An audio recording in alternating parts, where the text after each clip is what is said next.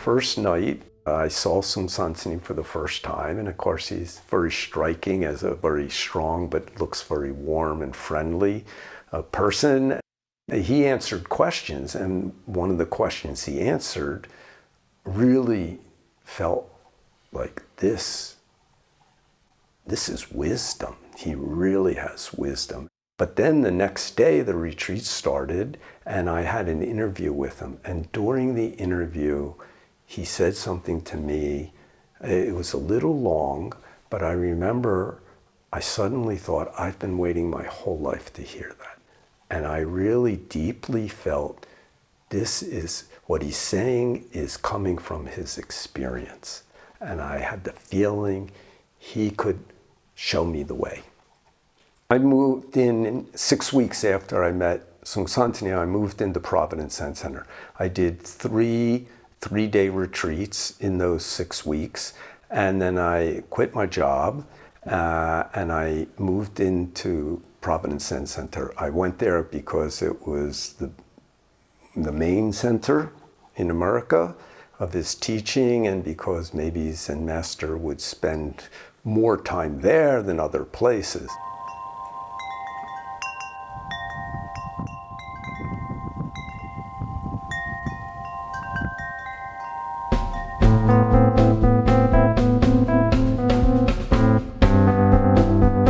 I started Zen practice in 1974, I believe. And I was at a Quaker meeting. And in a Quaker meeting, people, when they're moved by God, they just get up and speak.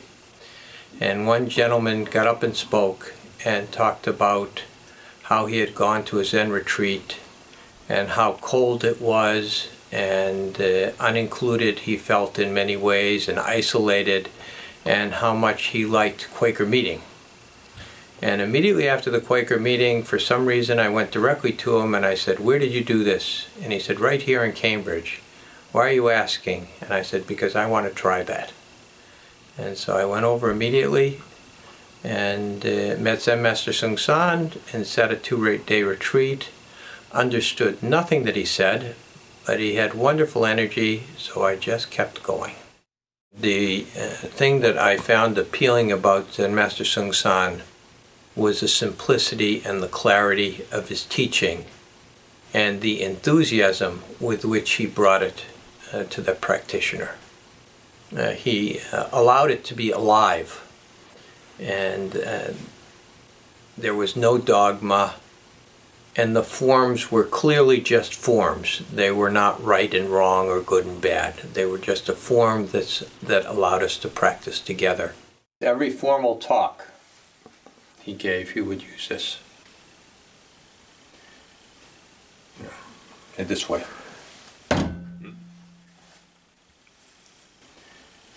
You know.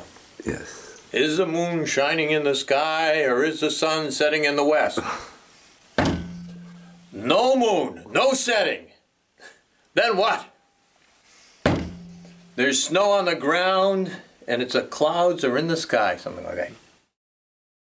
Well, we treat it as kind of a memorial room where we keep lots of the things that he used for teaching, and we have some pictures, some historical pictures, and so that new students coming who never met him can get a sense for him and the energy with which he brought the teaching to the world.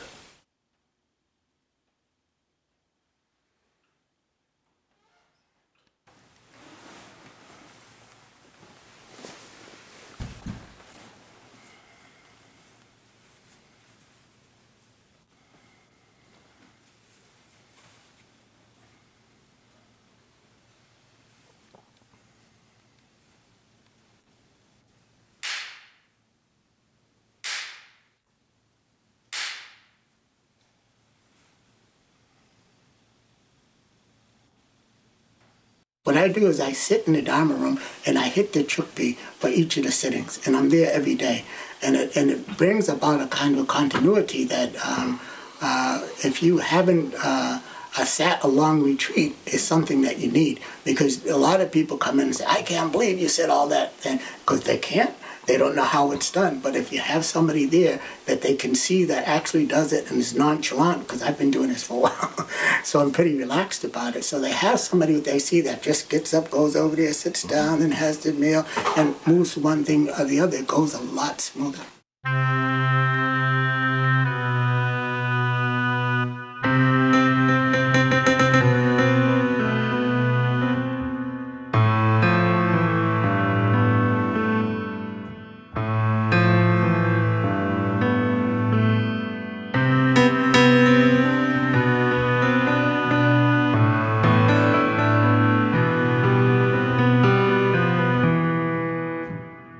Zen Master Haeng, Houghton, he originally was the abbot of Cambridge Zen Center. He was the longest term abbot. He came soon after they started the Zen Center, and he really built it into what it is today, both in terms of the practice, building that together with other students, and the building.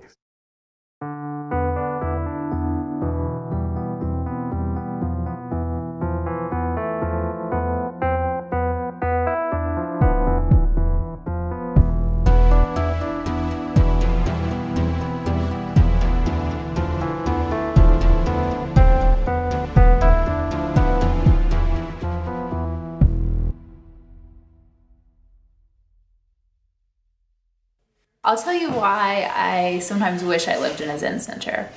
Sometimes you get lazy in the morning and you don't feel like practicing, but if you know that other people are practicing, then it helps you to practice.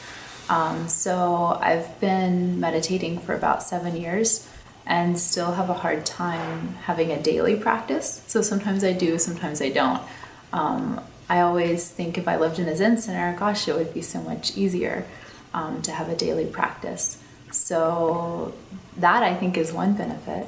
You know, Cambridge Zen Center is a famous Zen center in our tradition because, first because of its location and the nature of the people who come here, but also because people from all over the world come to Cambridge Zen Center on their way into the United States. They land in Boston and they come to the Zen Center and practice.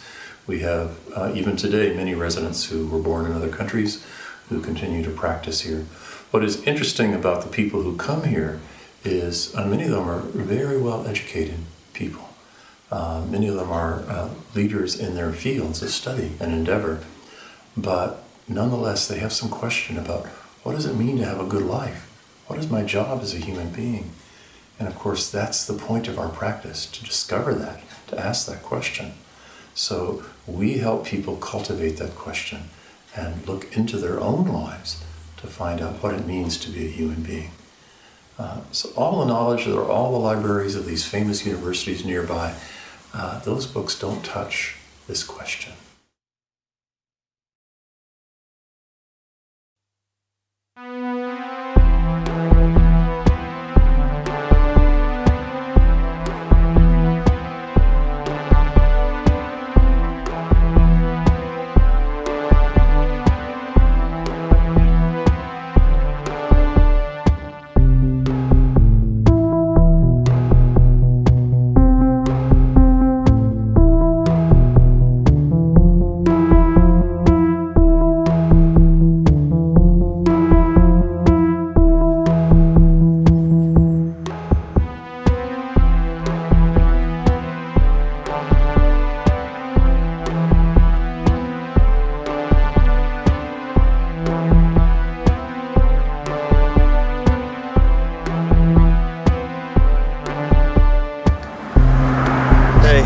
What's that buzzer for? Buzzer is the way in. The way in? Unless you have one of these. Oh, okay. Or you can just push the door, really, okay. It's open. New York City Zen Center has had a number of homes. I don't know, 5, 6, or 7. They started out apparently in an office building. And it was a combination of Zen Center and Korean temple. In the big cities where Koreans wanted Seung Sunim to make a temple for them, he often said, I'll make a temple if part of it is an international Zen Center. So these things would develop together. There's up the stairs. Okay. then there's through the hall. Okay. Alrighty.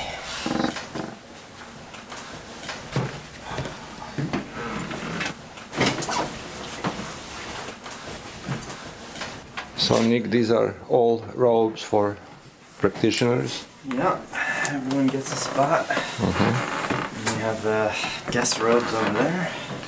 Why did you guys decide to sort of use the robes and things like that?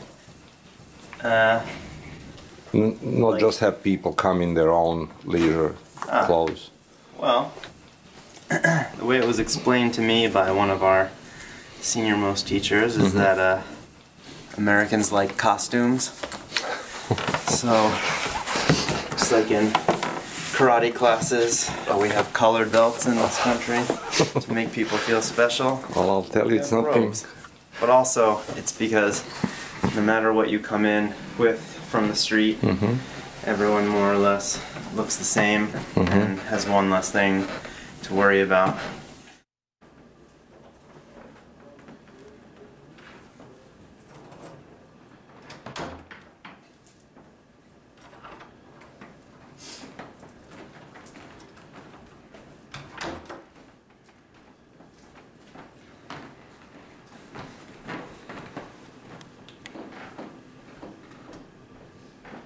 Sentient beings are numberless, we vow to save them all.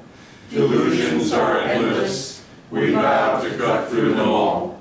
The teachings are infinite, we vow to learn them all. The Buddha way is inconceivable, we vow to attain it.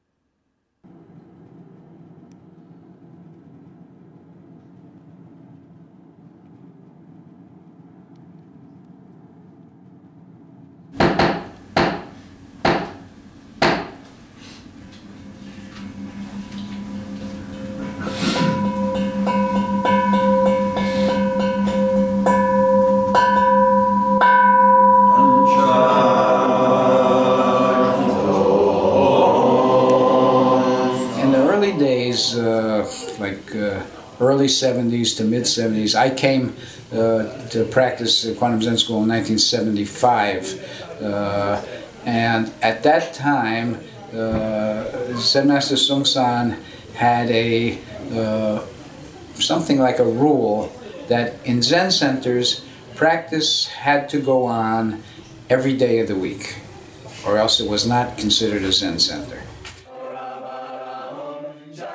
One of the main thrusts of Zen Master Seung's teaching was an integration of Zen and everyday life. And so to have a lay center here in the midst of a metropolitan area is in furthering the spirit of that. And that's you could say the grand experiment.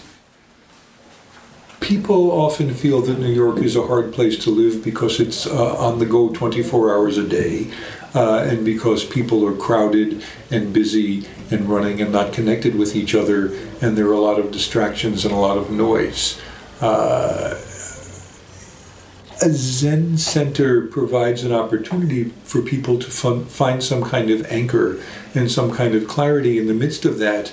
And then eventually, I think, to recognize that the noise and the busyness themselves are practice, and that there's some way of allowing that to become a teacher as opposed to a hindrance or a distraction.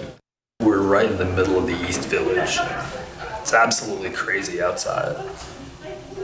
But inside it feels like New York's Zen Center. It's exactly the Zen Center for New York. There's an energy here. 4 amazing teachers. As the Sangha is always buzzing with this sort of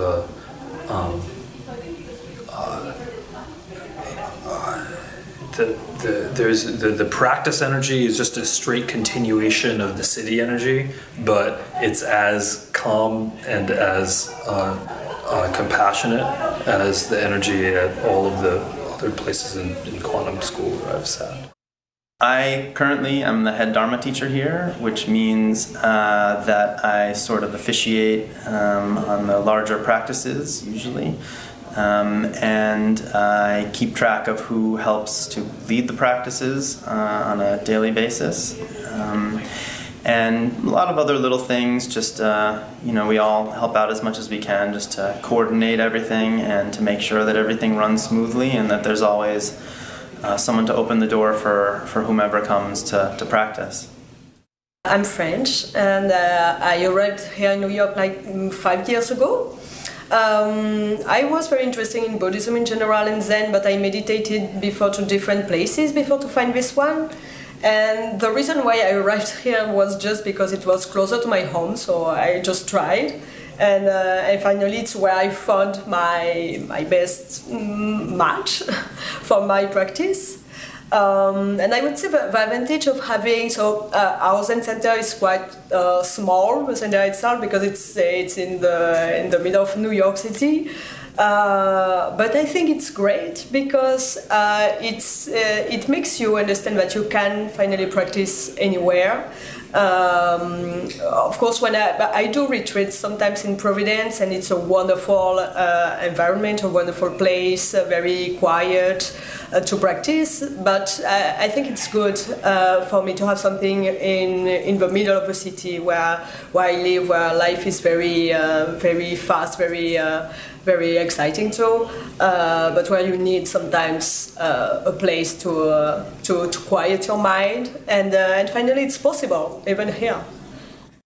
I've been coming here for about 10 plus years, I think, and before that I was attending the New Haven Zen Center where I began and where I had the great pleasure of meeting the Sunim, which has completely altered my life thanks to him.